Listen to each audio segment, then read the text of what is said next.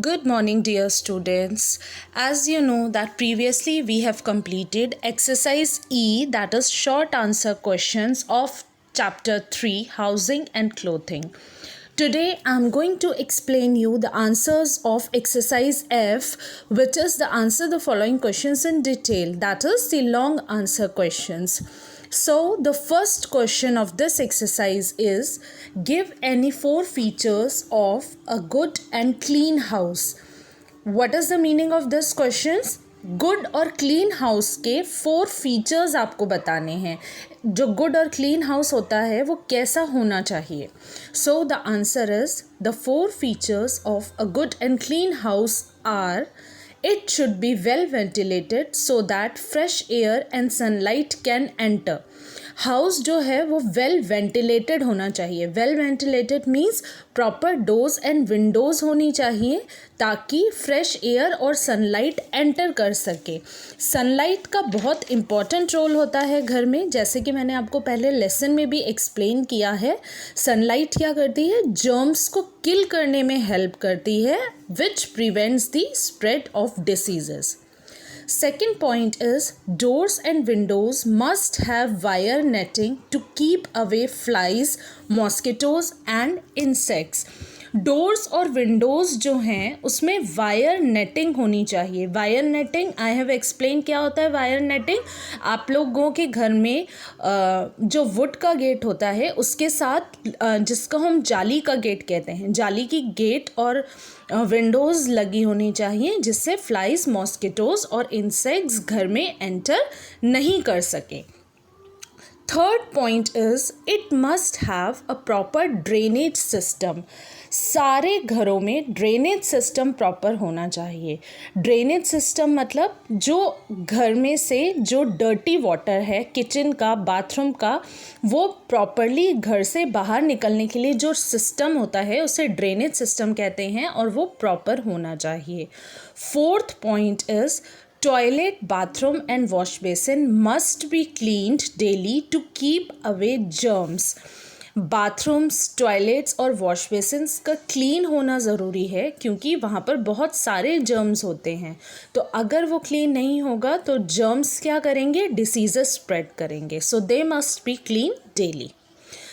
Coming to question number 2, it is, what type of clothes do we wear in summer season and why? Summer season में हम किस type के clothes पहनते हैं और क्यों पहनते हैं?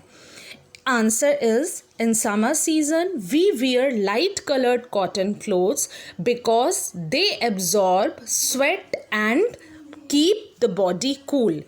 क्यों हम पहनते हैं समर सीज़न में light coloured cotton clothes? Cotton clothes हमें पहनने चाहिए समर में.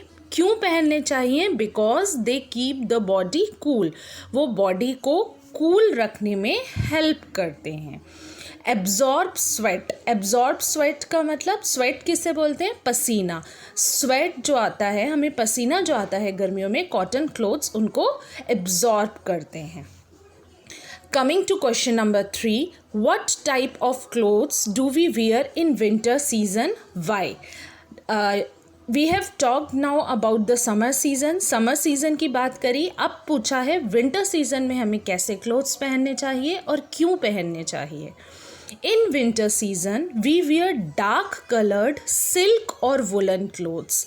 विंटर सीज़न में डार्क कलर के सिल्क और वुलन क्लोथ्स पहनने चाहिए as they do not let the body heat escape and keep our body warm. क्यों? क्योंकि वो हमारी बॉडी हीट, हमारी जो बॉडी की हीट होती है वो उसको एस्केप नहीं होने देते. सिल्क और वुलन क्लोथ्स, बॉडी हीट रहेगी हमारी बॉडी में तो हमारी बॉडी क्या होगी? वार्म रहेगी. वार्म रहने से क्या होगा? बॉडी गर्म रहेगी और हमें ठंड नहीं लगेगी. So in winter season we should wear silk और woollen clothes, dark coloured silk और woollen clothes. Now the last question of this chapter is, why are synthetic fibers called man-made fibers? Give examples. Synthetic fibers को man-made fibers क्यों कहा जाता है? And you have to write the examples also. So, the synthetic fibers are called man-made fibers because they are made by men in factories. Synthetic fibers को man-made fiber इसलिए कहते हैं क्योंकि synthetic fibers को men prepare करते हैं industries या factories में. 2 टाइप के हमने फाइबर्स पढ़े थे. First type of fibre is natural fibres जो प्लांट्स और एनिमल्स से मिलते हैं, and second type is synthetic fibres जो मैन बनाते हैं फैक्ट्रीज में, इसलिए हम इन्हें मैन मेड फाइबर्स कहते हैं. And example of such synthetic fibres are nylon, polyester, rayon is also one of the example of synthetic fiber. So these are the examples of synthetic fibers. I hope the answers of this exercise are clear to you. So please do these answers, do this exercise very neatly in your copy. So this is all for today's class. Thank you and have a very nice day.